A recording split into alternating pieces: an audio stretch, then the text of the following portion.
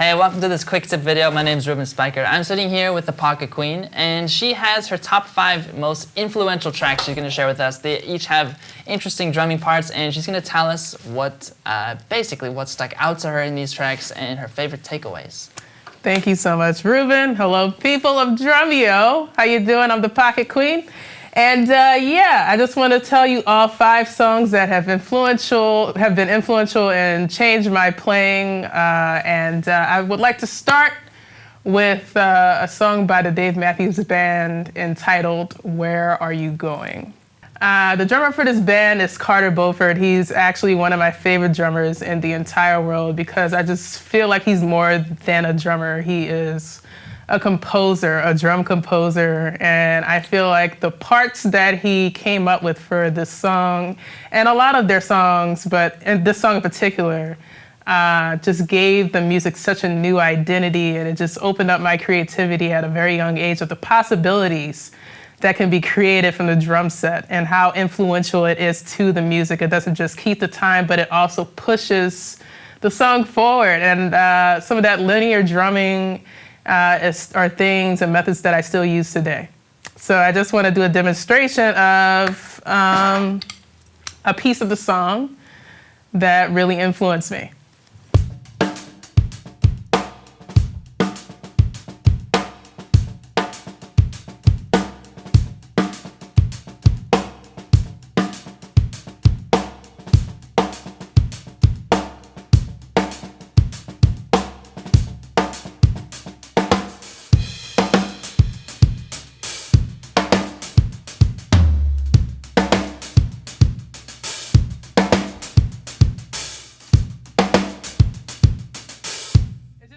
Creative, like you see, like how something like that can create such a great palette for guitars and especially like 16th note guitars and things like that. It just really is a nice bed for all those instruments to lay on. So yeah, it was just a great reminder for me to be creative as a drummer, and I'm just as much as a composer as a guitarist or a piano player or a singer. It is, we play such a vital part to the development of the composition. So always remember that. The next song I would like to share with you guys, I'm an old school, I love rock music. I love all genres of music, but my parents, my dad in particular, brought me up on a group called the Doobie Brothers. And one of the first songs that I ever played on drums outside of church was a song called "What a Fool Believes." And the song is fairly simple. It's literally just a backbeat. But that laid the foundation for what I truly loved about drumming and the purpose of it. The main thing that I do love about this song and its drumming is the simplicity of the drum part while all the other components are moving around it. There's so many different colors being created. It starts off in one key, and by the chorus you're in a totally different key, but one thing that does remain consistent throughout the song is the backbeat.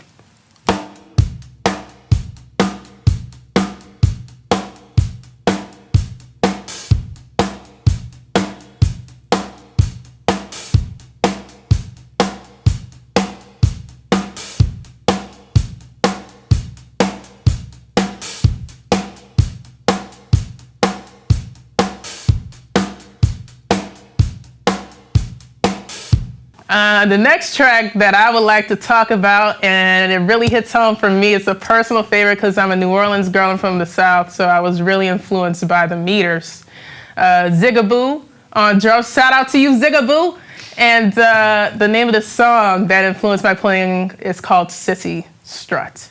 And one of the most interesting things about this groove, like I've done a case study on this so many times with my own lesson students. I have like a Patreon page, go sign up, the Pocket Queen, patreon.com/the-Pocket Queen.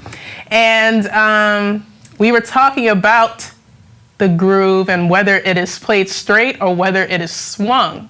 And I kind of got in a back and forth sort of argument about it. But it seems that after I listened to it again, I never noticed.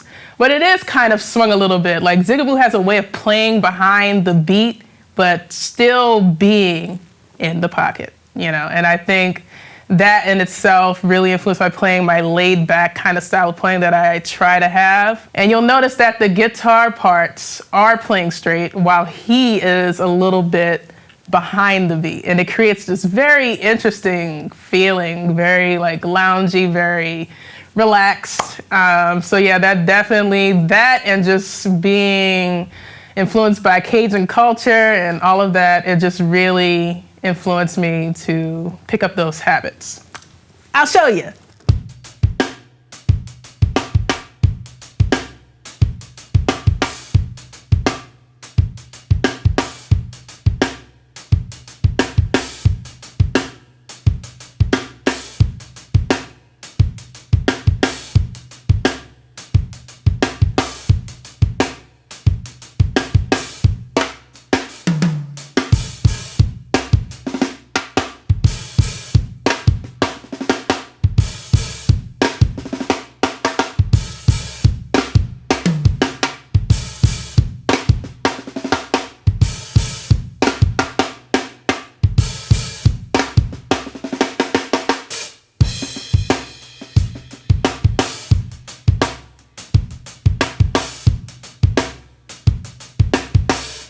So this next track that you're gonna break down for us, this one is kind of a doozy. It was programmed by the Lynn drum machine. Yes. And it has many different parts, well, not many, but some very complex things happening and layered on top of each other. It's a really flavorful groove. The name of the song that influenced my drumming that I'd like to talk about next is called 777-9311 by a band called Morris Day and the Time. The interesting thing about this groove is that, you know, it's just really just unorthodox. I think, rumor has it, I'm not really sure, but I think I heard the story that in the process of programming these drums on the Lynn drum machine, that they got misplaced and they ended up liking it so much that they just never fixed it. I heard the song so many times growing up, and because it was so intimidating to me, I just never took the time to really learn the pattern. And I finally broke it down, and it took me about a good solid 4 hours. I'm not gonna lie. I was sitting in my rehearsal space, and I was just playing it really slow. And by the 4th hour, I had it up to speed, but it still wasn't easy.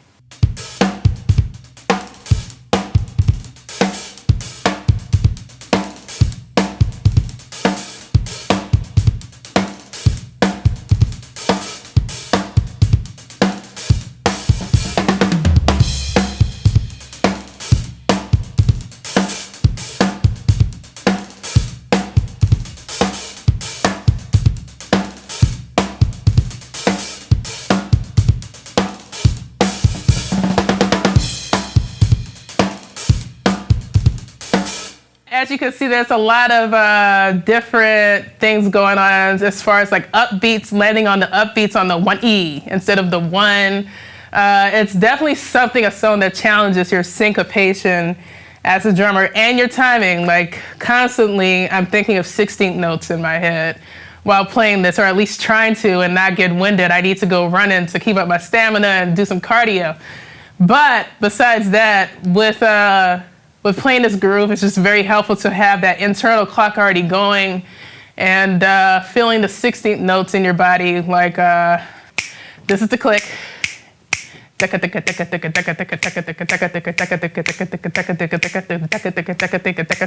That's constantly going in my head, so that when I am applying that to my playing, it's already there. Because like, as you become more submersed in playing, sometimes you have the tendency to rush or want to rush, especially when your adrenaline is rushing and you're trying to like pull off something that you think is difficult.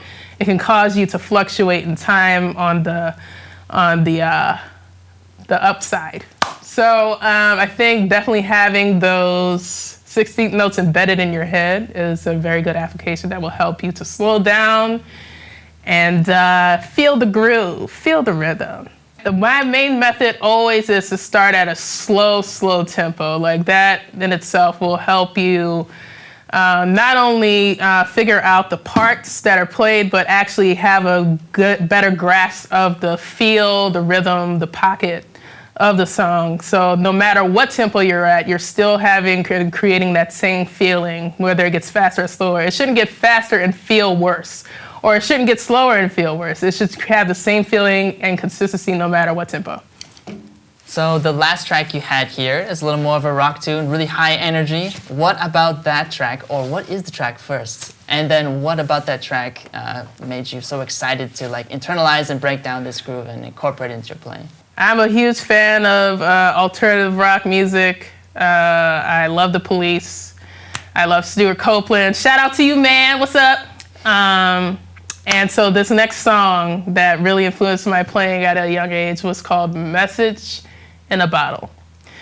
And the main reason why this song influenced my playing so much is because I feel like, once again, that the drummer took the reins as far as being not only a timekeeper, but a composer in the record. Like, I noticed that in the first verse of the song, he takes more of a rock approach, an alternative approach, where it's just like, you know,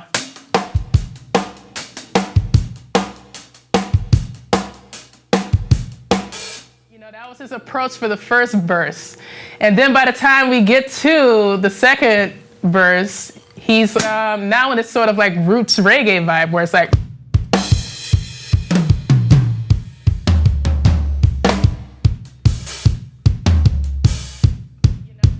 it is constantly graduating into this larger and larger groove, and it just really highlighted how a song is supposed to gradually build, and how responsible us as drummers are for making that happen, or creating more of a place for that to happen. And I think by the third verse, he's like laying into it like